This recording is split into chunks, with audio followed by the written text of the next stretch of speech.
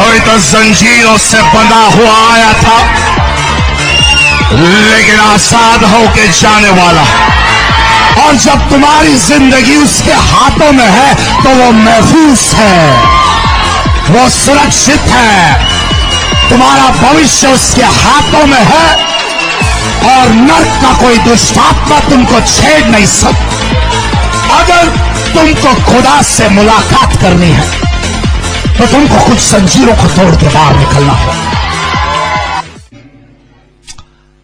पता नहीं सुबह से मुझे महसूस हो रहा है कि कुछ तो होने वाला है।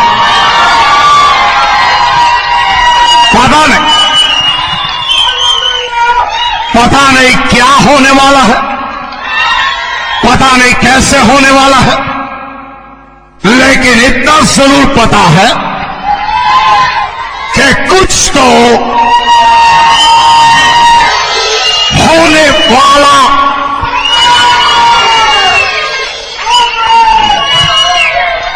है। क्या कोई मेरे साथ है? क्या कोई मेरे साथ?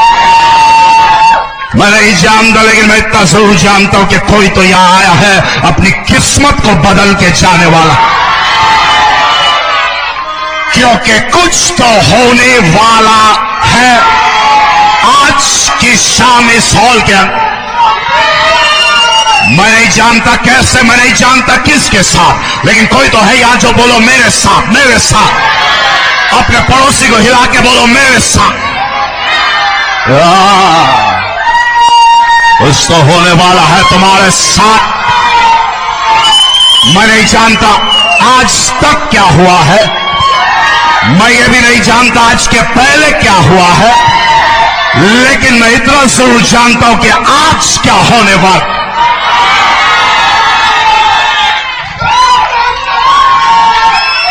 कोई तो जंजीरों से बंधा हुआ आया था, लेकिन आजाद होके जाने वाला है।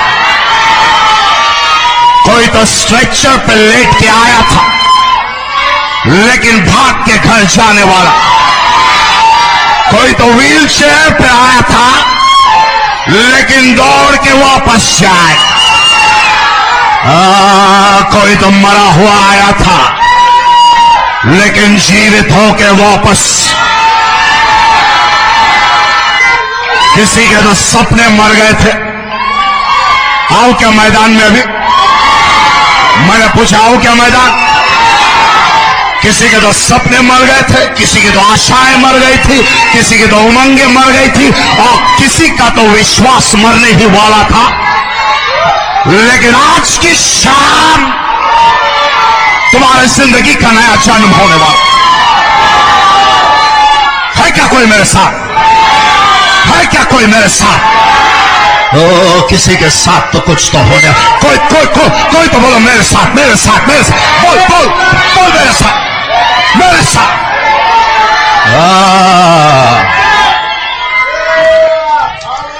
Hallelujah, hallelujah.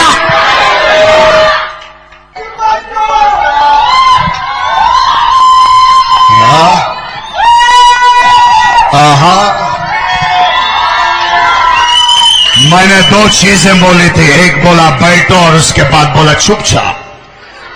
लेकिन चुपचाप वाला काम मेरे मिनिस्ट्री में होगा नहीं कभी।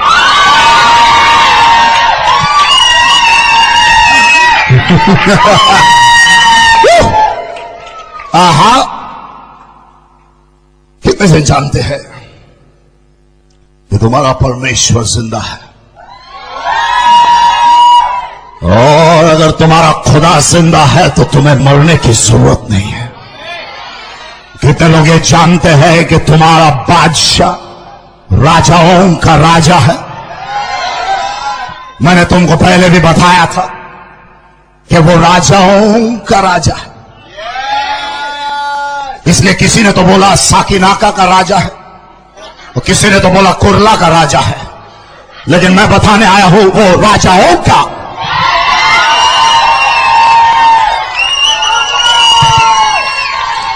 उसके जैसा ना कोई था और ना कोई है और ना कोई होगा।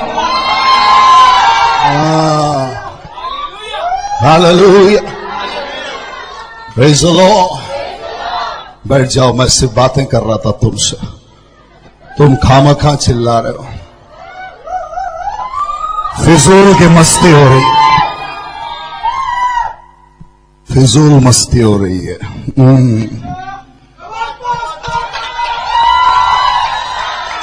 जाएंगे सीधे वचन में। मार्क का सुसमाचार 5वां अध्याय 21वां वाक्य है क्या कोई आज की शाम? और ये किसकी तस्वीर लगाई है तुम लोगों ने? मार्क का सुसमाचार 5वां अध्याय 21वां वाक्य।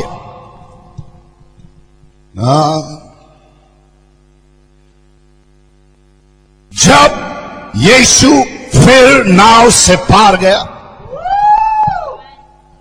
तो एक बड़ी भीड़ उसके पास इकट्ठा हो गई। वह झील के किनारे ही था कि जायरस नामक आराधनालय का सरदारों में से एक उसके सामने आया और उसे देखकर उसके पांव में गिर गया। मैंने बोला अच्छे अच्छे को झुकना है, उसके साथ अच्छे अच्छों को झुकना है।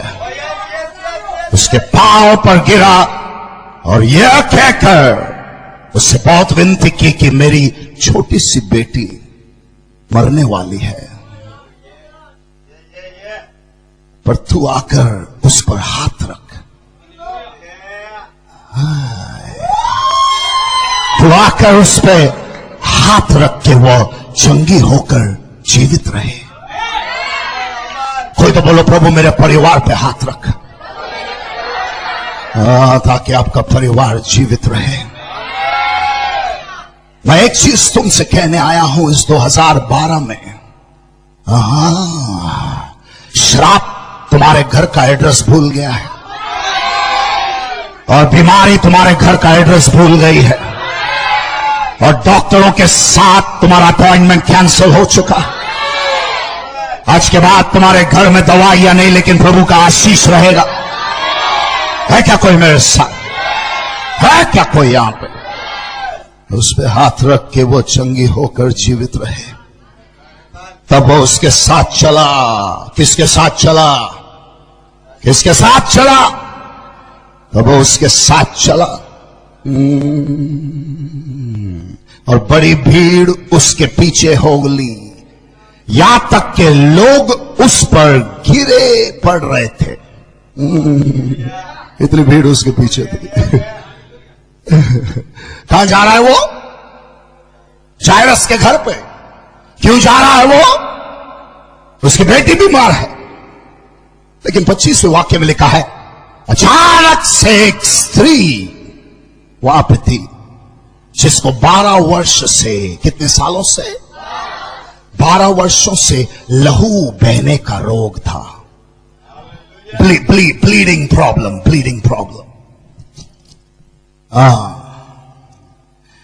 और कुछ लोगों ने अपना दिमाग अभी बंद कर दिया।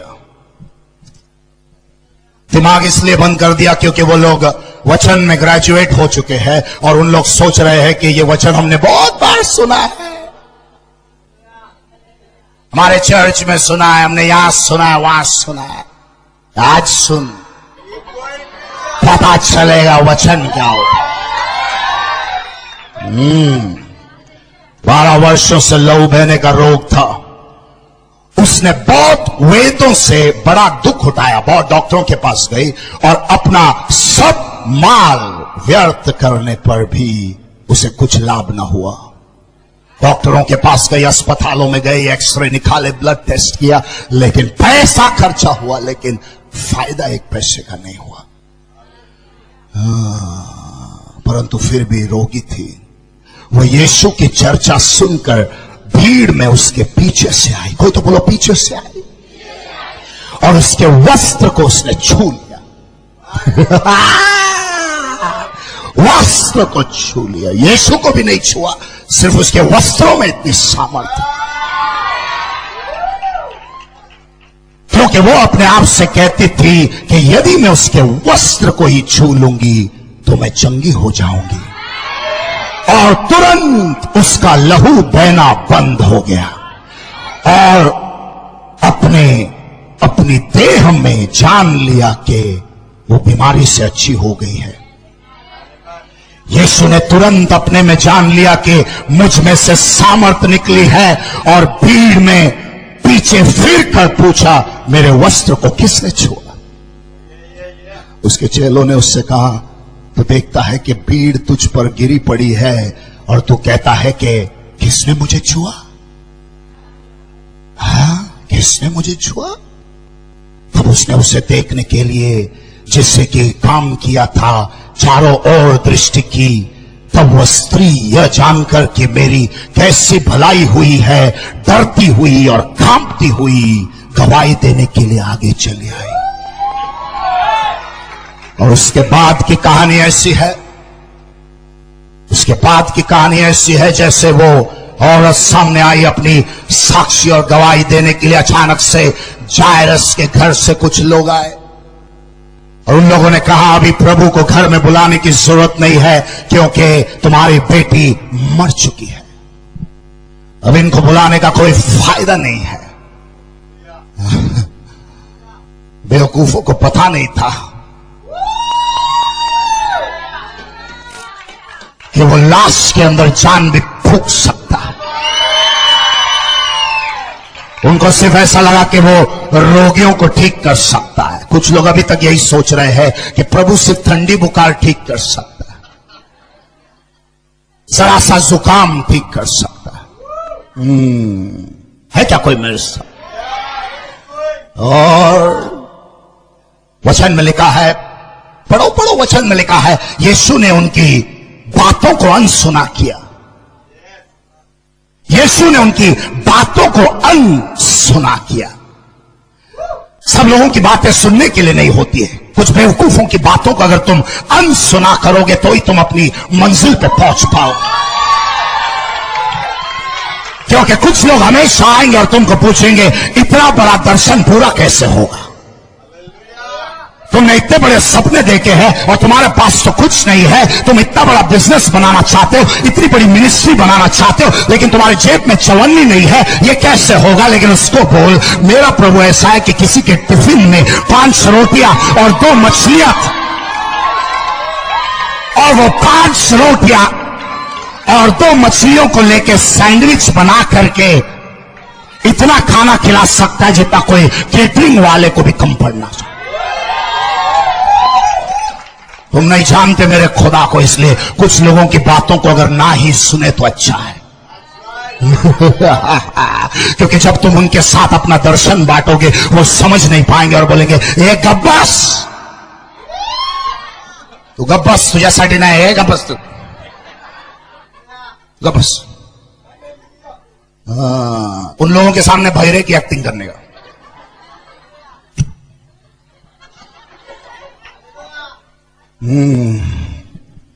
हालेलुया।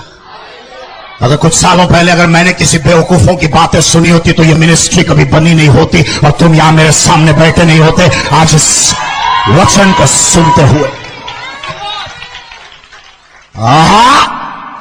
और यीशु वहां पे गया और उसकी मरी हुई बेटी को उसने जिंदा किया। बोला तालीता कूमी, इसका मतलब है बेटी उठ जा। उसने जिंदा किया।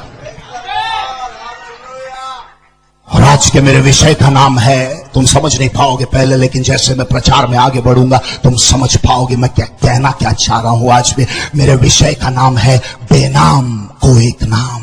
तुम नहीं समझोगे क्योंकि तुम्हारे नाम के आगे बड़े बड़े टाइटल है और तुम्हारे नाम को सब जानते हैं, लेकिन कोई तो है इस भीड़ में, इस महफिल में जो आज भी बेनाम है, जिसके नाम को कोई जानता नहीं है। और भीड़ में का एक चेहरा है, वो कहीं तो गुम है और गुमराह है। उस बेनाम को आज यीशु एक नाम देने आ रहा है। बेनाम को एक नाम। कोई तो बोलो प्रभु मुझे एक नाम दे दे।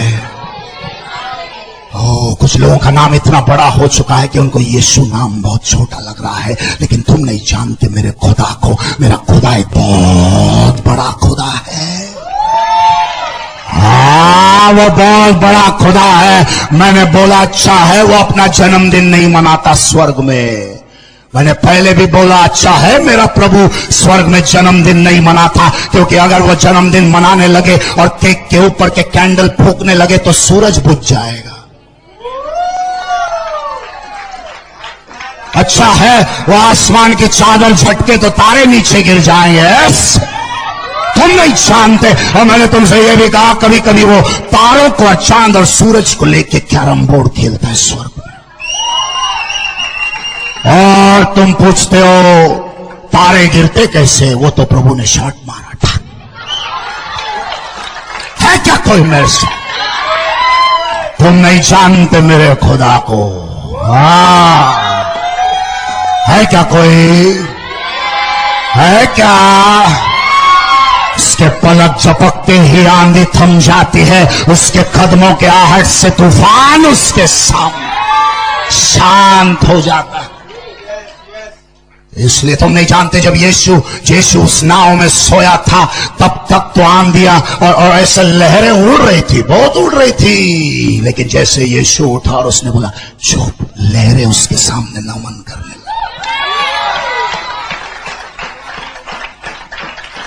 तुम नहीं जानते मेरे खुदा को, तुम नहीं जानते मेरे परमेश्वर को। वो अकेला था, वो अकेला खुदा है। मैंने बोला तुमको जरूरत पड़ती है वोटिंग की, उसको वोटिंग करके किसी ने खुदा नहीं बनाया। और 5 साल में खुदा की सरकार बदली नहीं होती। तुम्हारे घर में नहीं आया था वो हाथ जोड़ के मुझे मतदान दो। उसने अपने बैनर भी नहीं लगाए और कटआउट्स भी नहीं लगाए थे, ऐसे पोज मार के या ऐसे पोज मार के नहीं लगाए रे, नहीं लगाए। तुम वोटिंग करो या ना करो वो खुदा बना रहेगा, क्योंकि उसकी कुर्सी पे सिर्फ वो ही बैठ सकता। उसकी कुर्सी पे सिर्फ वो ही बैठ सकता और उसके अलावा किसी और के लिए जगह नहीं है उसके कुर्सी। और अगर तुम ये बात समझ जाओ तो तुम्हारे 99% परेशानियों का हल हो जाएगा। अगर तुम इतनी सी बात समझ जाओ। कुछ दिन से मैं परेशान था और परमेश्वर ने मुझे एक बात बोली। पता है आज कि मैं एकदम ठंडा हो गया और मुझे मजा आने लगा। पता है प्रभु ने क्या बोला? अबे तू गॉड नहीं है, मैं गॉड हूं। हम में से कुछ लोग अभी तक बैठ के ये सोच रहे हैं कि खुदा तुम हो और संसार चलाने का पूरा जिम्मेदारी तुमको दिया गया है, इसलिए तुम ऐसे घूमते हो मार्केट में।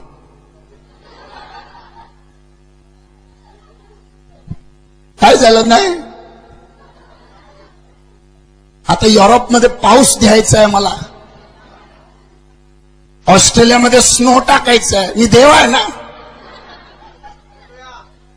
पूरे पृथ्वी का कॉन्ट्रैक्ट लेके घूम रहे हैं कुछ बेवकूफ लोग। इसलिए उनको पूछो कैसे हो, पूरी दास्तान सुनाने बैठ जाएंगे। अचानक से तुमको कोई काम याद आएगा, मौसी है तो राहु दिया, भारी पड़ गया इसको पूछ के मौसी कैसे आए, बोलू लोगों बोला। इसलिए सब लोगों को नहीं पूछना कैसे हो, क्योंकि कुछ लोग इस सवाल को सीरियसली ले लेते। वो लोग वाकई में सोचते हैं कि तुमको सच में जानना है कि वो लोग कैसे। और तुम क्यों पूछते हो कैसे हो आंटी और कैसे हो अंकल? क्योंकि तुमको बचपन से सिखाया है कैसे हो। और उनका जवाब सुनने के लिए तुम वेट भी नहीं करते हो। कैसे आंटी, कैसे अंकल, मेरा बस आ रहा है। और ऐसा ही करो, क्योंकि अगर तुम एक एक की दास्तान सुनने बैठ जाओगे, तुम्हें सलाइन लगा के ग्लूकोज चढ़ाना पड़ेगा। फिर अस्पताल में तुम नजर आओगे चार्जिंग पे लगाया हुआ मोबाइल की तरह। तुम नहीं जानते मेरे खुदा को, वो बहुत बड़ा है। और जब उसने बोला मैं खुदा हूं तू नहीं है, मुझे अचानक से टेंशन से रिलैक्सेशन मिला। और मुझे यह समझ में आया कि चिंता करना मतलब इस संसार का सबसे बड़ा पाप है। When you worry, जब तुम चिंता करते हो किसी बात पे, इस संसार में इससे बड़ा पाप नहीं है। क्योंकि जब तुम चिंता करते हो, तुम परमेश्वर का अपमान करते हो और उसको बोलते हो तू काय का प्रभु है, तुझे तो पृथ्वी चलाने नहीं आती, तू मेरे जीवन के लिए कुछ योजना नहीं बनाया, तब तू काय का प्रभु है, कैंसल, आज के बाद तुझे वोटिंग नहीं देंगे। अब तुम परमेश्वर को ये बोल रहे हो, उसका अपमान कर रहे हो। इसलिए परमेश्वर ने Psalm 46 वर्स 10 में लिखा है, be still and know that I am God. शांत रहो, ठंडे बैठो और इतना समझो कि मैं खुदा हूं, तू नहीं है। तो इस संसार को चलाने का जिम्मा मेरे कंधे पे है, खुदा कहता है। और उसके कंधे इतने मजबूत है, वो सारी पृथ्वी का वजन उठा सकता है। तुम नहीं जानते मेरे खुदा को। नदियां उसकी आज्ञा के बगैर बहती नहीं है, और हर सुबह पंछियां उसकी स्तुति गाते हैं। अगर तुम उसकी स्तुति नहीं गाओगे तो क्या हुआ? उसने कहा पत्थर मेरी स्तुति गा उठेंगे। अगर तुम उसको सलाम दुआ नहीं दोगे तो क्या हुआ? हर सुबह सूरज उगता है उसको सलाम करने के लिए। ये मेरे खुदा की बात हो रही है। मैं नहीं जानता तुम कैसे खुदाओं की पूजा करते हो, लेकिन मैं अपने खुदा के बारे में बता रहा हूं। उसकी न कोई शुरुआत थी और न कोई अंत रहेगा। उसको कोई मार नहीं पाया, उसकी जान कोई ले नहीं पाया। इसलिए वचन में लिखा है यीशु ने अपनी जान दी, क्योंकि कोई ले नहीं पाया, उसने बच्चा समझ के दे दिया। रे ये मेरे खुदा की बात हो रही है। और अभी उसको मौत मार नहीं सकती, क्योंकि एक व्यक्ति की दो मृत्यु हो नहीं सकती। वो मौत पे विजय पाके आया हुआ है। ये मेरे खुदा की बात हो रही है। ये मेरे खुदा की बात हो रही है।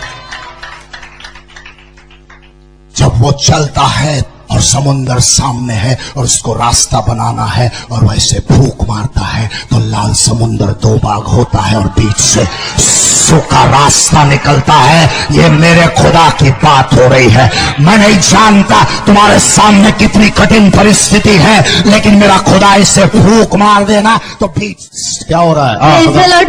इस बहन के घुटने में दर्द। बहुत स्माइलिंग फेस है, बहुत स्माइलिंग फेस है। ऐसे हंसते हो आप घर में? ऐसे हंसते हो जब घर में पानी नहीं आता तभी भी? जब नल में पानी नहीं आता ऐसा स्माइल निकलता है क्या? आणि पूर्ण बदन दुखायचं आणि रोज औषध घ्यायचे, रोज औषध गोळे घालल्याशिवाय झोपच लागत नाही. आज काय झालं? बदर येतात ना वाकोल्याला, परातनात येते ना तर परातण्याला कोण येतो? परातण्याला वाकोल्याला, वाकोल्याला. हा दीपक बदर येते. बोला बोला. त्यांच्यात परातनाला येते तर पासून काही दुखत नाही, काही दुखत नाही. दुखत होते तर त्याला पण आराम पडलाय. गेला संपूर्ण रीतीने प्रभूने स्पर्श केला तुम्हाला. कोणी बरा केला तुम्हाला? येशू प्रभूने. येशूने. हात वर करा. येशू तुझ्या मुलाला स्पर्श कर. यस. 8 दिन से इस बहन के सर में काफी भारी भारी हो रहा था. कितने दिन से? 8 दिन से. 8 दिन से. और चमक भर गई थी सर में. तो मेरी प्रार्थना के द्वारा पूरी तरह से निकल गया है. आउट हो गया है? हाँ, पूरा तरफ से निकल गया है. कहाँ से आए हो आप? तुंगा गांव से आए हो. प्रभु इन्हें स्पर्श कर दे. आज के बाद ये बीमारी कभी वापस ना आए और पूरी तरह से आजादी इनको मिले. इनके शरीर में, इनके मन में आजादी दे दे. Fire fire fire. ये प्रेसिडेंट इस भाई को है ना गर्दन में और पैर में दर्द दे रहा था, पर परमेश्वर ने इन्हें आज चंगाई दी. क्या हो रहा था? कभी से हो रहा था ये चीज? अभी जब मैं यहाँ आया था तो प्रवचन चालू हो गया, तभी मान दर्द कर रहा था. घुमाने नहीं आता था करता। अभी पूरी तरह से अच्छा लग रहा है और पैर भी दर्द कर रहा था। ओके। जब अभी कूद रहा था तभी पूरी तरह से अच्छा निकल गया पूरी तरह से। Yes, प्रभु का स्पर्श मिला है। ले लो उसका स्पर्श और उसकी आजादी। आज 4-5 दिन से इस भाई के दाएं सिर के पीछे और आंख में काफी दर्द होता था। ओके। वो कह रहे थे प्रार्थना के द्वारा पूरी तरह से निकल गए थे। प्रभु को आउट हो गया है। कितने दिन से था ये? ये 4-5 दिन से मैं बहुत दर्द था। मैं आने का मन भी नहीं कर रहा था इधर। प्रभु की कृपा है कि मैं आ गया हूँ। हाँ। हम चल रहे हो। हालेलुया। प्रभु के दर पे जो भी आएगा कभी खाली हाथ वापस गया, कभी गया खाली हाथ वापस, कभी नहीं आना आता है। एकदम चंगा हो गया। आमेन। आ गया प्रभु और स्पर्श करे आपको और आशीष दे आपको और पूरी रीति से स्पर्श करे सर से लेके पाँव। 1 साल से इस बहन के सिर में और पेट में दर्द था। पेट में दर्द था। और ये कह रही है कि मेरे बाजू राइट साइड। और क्या हुआ? और ये कह रही थी कि मेरे मम्मी पापा है उनका झगड़ा होता था, अभी वो झगड़ा नहीं होता है। मिट गया है झगड़ा। आप कब से आते हैं हमारे सभाओं में? 2 अठौड़ा हो गया मैं आती हूँ। 2 अटौड़ा हो गया है आप आते हैं। अच्छा। कहाँ से आते? 2 अटौड़ा से। वाकोला से। वाकोला से आते हैं। आइए आगे आइए। प्रभु तेरे बच्चे को स्पर्श दे दे, तेरी मुक्ति, तेरा ताकत और तेरा सामर्थ्य उस पे आने दे परमेश्वर। इज़राइल का खुदा, और जब तुम्हारी जिंदगी उसके हाथों में है तो वो महफूज है, वो सुरक्षित है। तुम्हारा भविष्य उसके हाथों में है और नर्क का कोई दुष्टात्मा तुमको छेड़ नहीं सकता।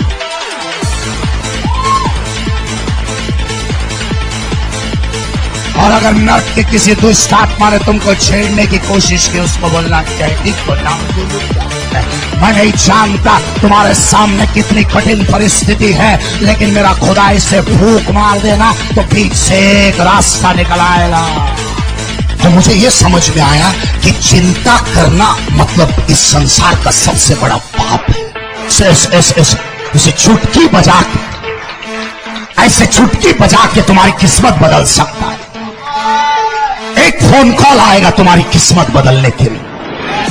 एक फोन कॉल में ऐसे ऑफर आएंगे, दरवाजे की 1 घंटी बजेगी और एक ईमेल तुम्हारी किस्मत बदल सकता है। तो तुम जो वहां बैठ के सोचो बस इतना ही था प्रभु के राज में, अब सब खत्म हो गया। अरे बेवकूफ, पिक्चर अभी बाकी है मेरे दोस्त।